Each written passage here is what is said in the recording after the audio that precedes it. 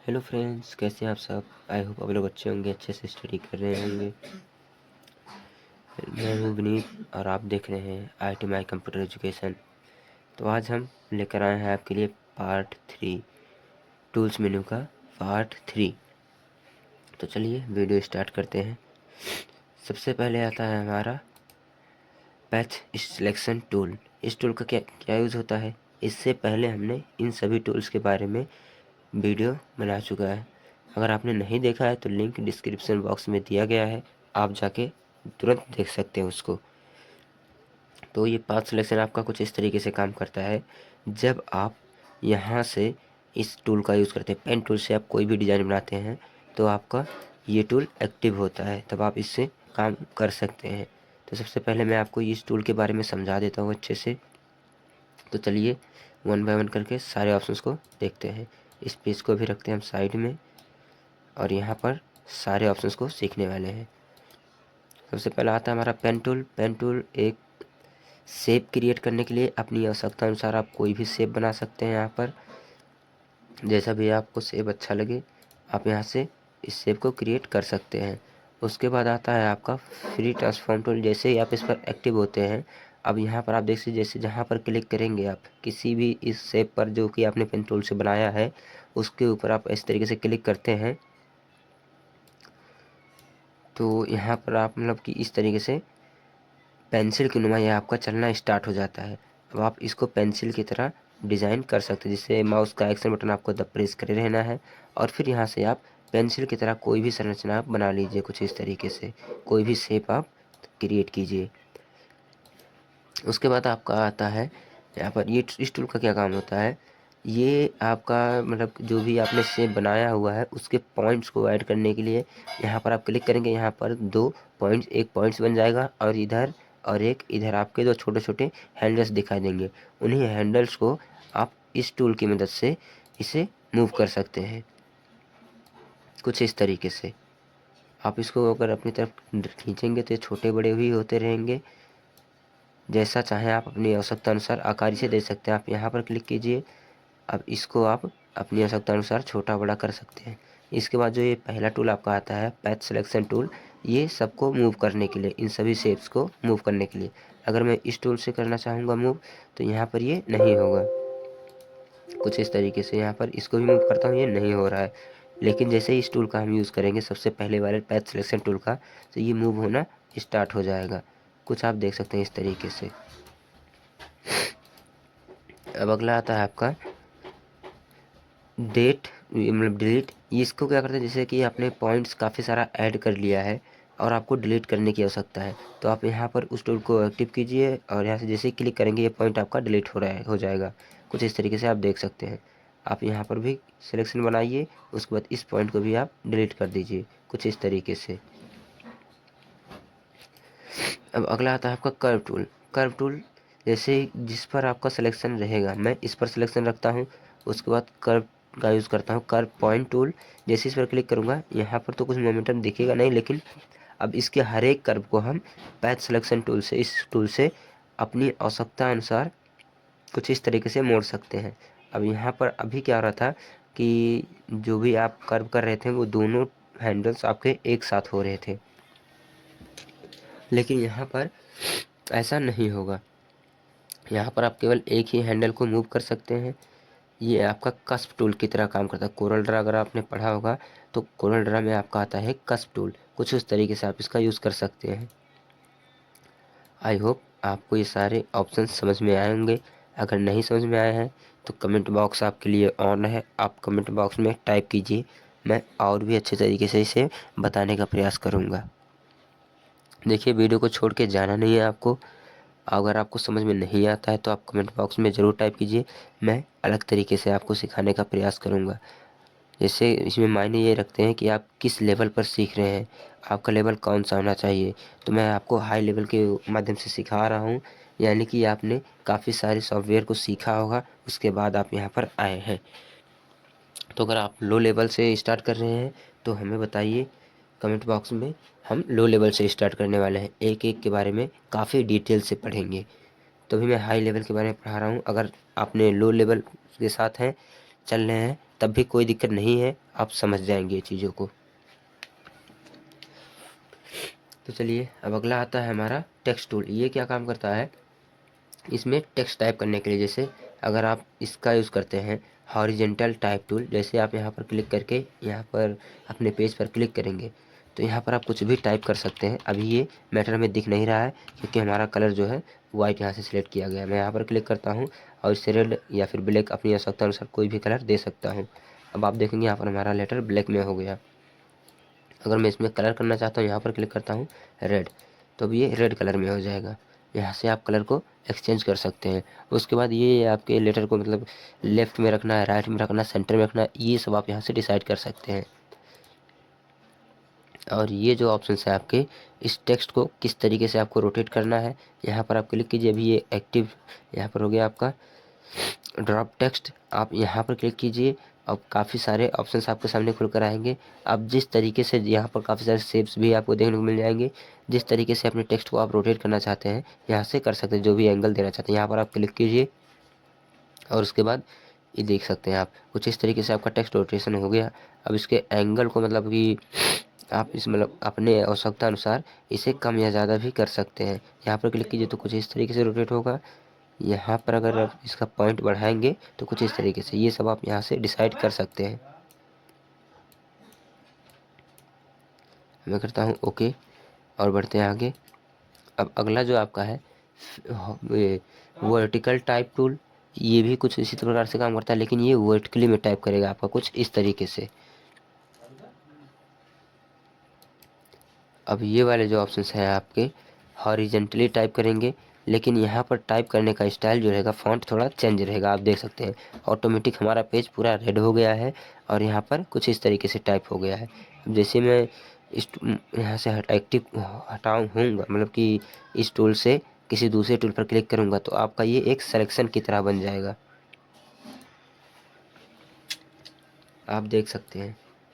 अब इसको मैं यहाँ पर रखूँगा तो मेरा ये टेक्स्ट अलग हो जाएगा और ये सिलेक्शन मेरा अलग हो जाएगा। आप इसे छोटा बड़ा अपनी आवश्यकता अनुसार कर सकते हैं।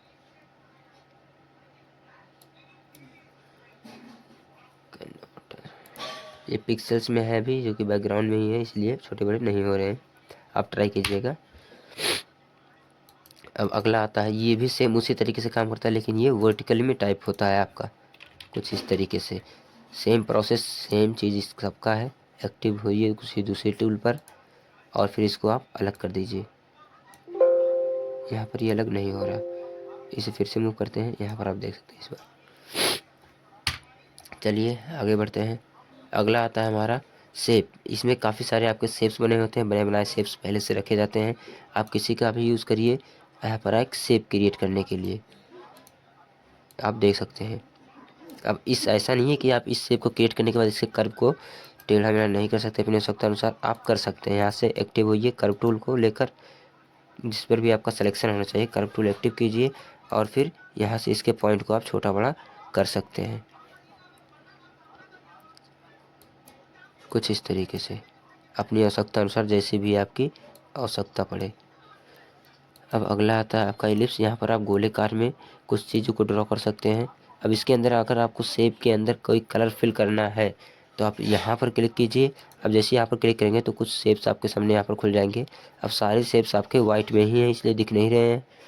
मैं क्या करता हूँ, यहाँ पर क्लिक करके रेड कर देता हूँ और करता हूँ ओके। फिर से यहाँ पर एक्टिव होता हूँ और अब कोई शेप यहाँ पर क्लिक करने के बाद कोई शेप ड्रॉ करते हैं तो इसके अंदर ऑटोमेटिक रेड कलर फिल हो जाएगा।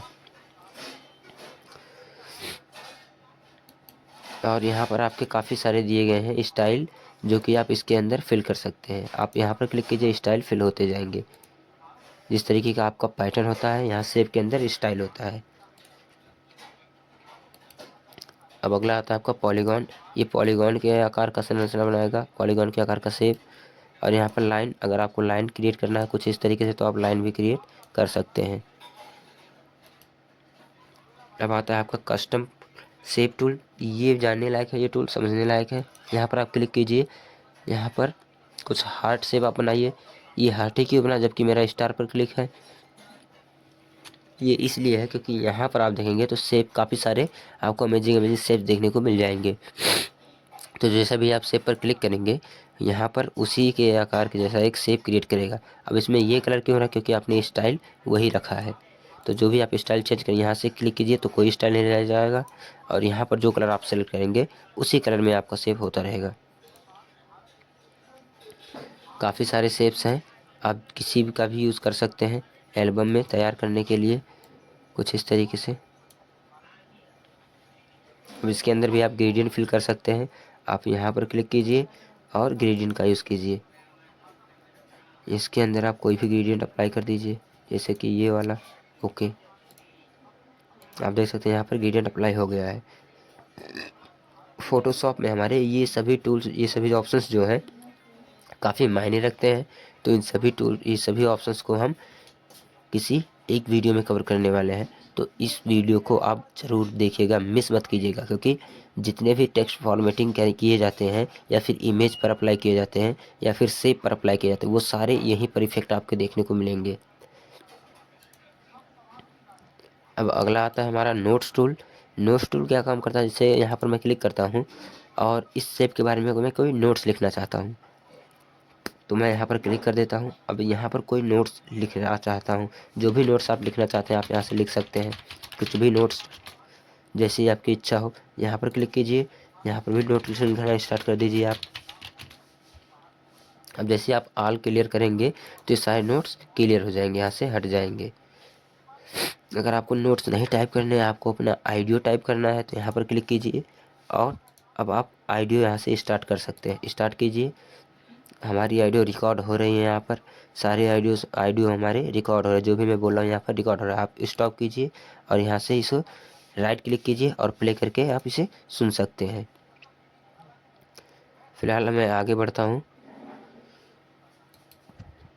अब मेरे पास माइक, इस पीसी में माइक नहीं लगाया गया है, इसलिए ऑडियो नहीं सुनाई दे रहा है। अगर आप अपने पीसी में माइक लगाए हैं तो आप ऑडियो सुन सकते हैं।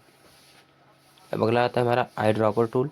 आई ड्रॉपर टूल क्या काम करता है कि ये किसी भी कलर को सिलेक्ट करने के लिए, जैसे मैं इस पर क्लिक करता हूँ और यहाँ से इस कलर को मैं पिक करना चाहता हूँ, तो यहाँ पर देख सकते हैं आप वही कलर मेरा सेट हो गया।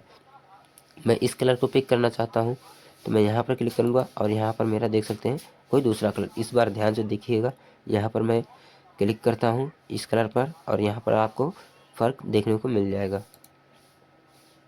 क्लियर है? चलिए आगे बढ़ते हैं। अब ये जो हमारे हैं कलर सैंपल टूल, यहाँ से आप किसी भी कलर का एक सैंपल उठा सकते हैं। यहाँ पर आप क्लिक कीजिए, जैसे आप क्लिक करके किसी पर भी क्लिक करेंगे, यहाँ पर आपका एक डायलॉग बॉक्स खुलेगा नेविगेशन नाम का। यहाँ पर आप क्लिक कर देखिए, आपका नेविगेशन और इन्फो नाम का डायलॉग बॉक्स ओपन हुआ। अब इसमें आप ये चीज़ देख सकते हैं कि जैसे कि कलर हमारे 3 प्रकार के होते हैं, रेड, ग्रीन, ब्लू। RGC को बोला जाता है RGB। RGB हमारा रेड, ग्रीन, ब्लू ही है। ये 3 कलर से मिलकर सारे कलर हमारे बनाए गए हैं। तो इसके अंदर जहाँ पर आपने क्लिक किया हुआ है, इसके अंदर कितने रेड की मात्रा है, कितने ग्रीन की मात्रा है और कितने ब्लू की मात्रा है, ये सब चीज़ें आप यहाँ पर देख सकते हैं। इसमें रेड की मात्रा 100 है, ग्रीन की मात्रा 132 है और ब्लू की मात्रा 151 है। अब मैं इस पर क्लिक करता हूँ तो यहाँ पर मैं देख सकता हूँ कि इसमें रेड की कितनी मात्राएँ हैं और ग्रीन का और ब्लू का। और फिर अगला जो टूल आपका है ये कुछ स्केल की तरह काम करता है। जैसे मैं इस शेप को अपने नापना चाहता हूँ कि कितना बड़ा मेरा शेप है ये, तो यहाँ पर मैं क्लिक करके कुछ इस तरीके से ड्रॉ कर लूँगा और यहाँ पर जैसे ही छोड़ूंगा तो आप यहाँ पर देख सकते हैं इसकी हाइट कितनी है। यहाँ पर आप देख सकते हैं सारे व्यू आपको यहाँ पर देखने को मिल जाएगा। उसके बाद मैं यहाँ पर क्लिक दूसरा नापना चाहता हूँ, इस यहाँ से उठाता हूँ पॉइंट। अब यहाँ पर आप यहाँ पर देखिए कि ये आपके बढ़ते ही जा रहे हैं जैसे जैसे मैं माउस के कर्सर को आगे या पीछे कर रहा हूँ। अब जैसे ही छोड़ूंगा ये उसी पर सेट हो जाएगा। अब आप यहाँ से देख सकते हैं इसकी हाइट कितनी है और इसका वेट कितना है। अब अगला आता है हमारा हैंड टूल। इससे आप हैंड टूल की तरह यूज़ कर सकते हैं, जैसे कि आपको पेज से मतलब आपने इसको काफ़ी ज़्यादा जूम कर लिया है, मैं अल्ट का बटन प्रेस करके माउस के इसे जूम कर लेता हूँ। अब मुझे इस शेप को देखना है तो मुझे अच्छे से दिख नहीं रहा है, तो मैं हैंड टूल एक्टिव करूँगा यहाँ से और फिर इसे मैं ऐसे ड्रैग करके ओपन कर सकता हूँ, मतलब देख सकता हूँ कुछ इस तरीके से। अब अगला आता है हमारा जूम टूल। यहाँ से भी मैं क्या करता हूँ पेज को जूम इन जूम आउट कर सकता हूँ। अब जैसे ही मैं अल्ट बटन प्रेस करूँगा यही मेरा जूम टूल क्या होगा, जूम आउट में बदल जाएगा। यहाँ पर आप देख सकते हैं माइनस का सिंबल बन गया। अब माउस से एक्स बटन को क्लिक करना है, यहाँ से आप जूम आउट कर सकते हैं अपने पेज को, फिर छोड़ देंगे अल्ट का बटन। अब ये जूम इन का काम करना स्टार्ट कर देगा। तो आई होप ये सारे ऑप्शंस आपको समझ में आए होंगे। बाकी इन सभी ऑप्शन का ज़्यादा यूज़ नहीं होता है, मैं आपको अलग वीडियो में दिखाऊंगा। इसका वीडियो काफ़ी ज़्यादा लंबा हो गया है, तो चलिए मिलते हैं नेक्स्ट वीडियो में। तब तक के लिए धन्यवाद। और वीडियो थोड़ा सा भी पसंद आया हो तो दोस्तों लाइक करना मत भूलिएगा, क्योंकि आपके एक लाइक से हमें बहुत मोटिवेट मिलता है। हम बहुत मोटिवेट होते हैं कि आपने हमें वीडियो पर एक लाइक किया। और कमेंट्स ज़रूर कीजिएगा अगर कोई भी डाउट आता है तो। चलिए मिलते हैं, तब तक के लिए धन्यवाद।